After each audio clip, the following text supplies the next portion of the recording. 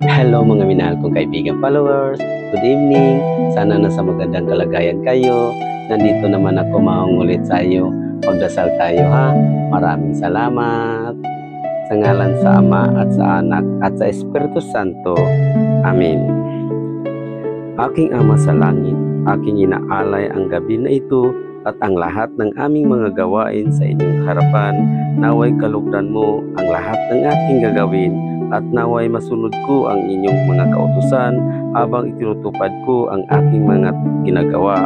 Bigyan mo po ako ng kalakasan ng katawan, tamang pag-iisip at mabuting puso upang masikutuparan ko ang maayos ng lahat ng ito na walang ibang matatapakan.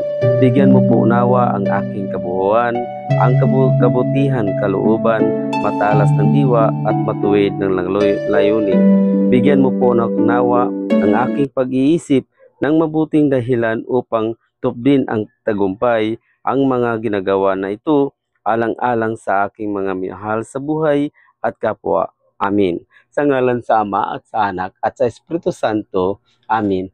Bye-bye mga minahal kong kaibigan, followers. Good night. Salamat.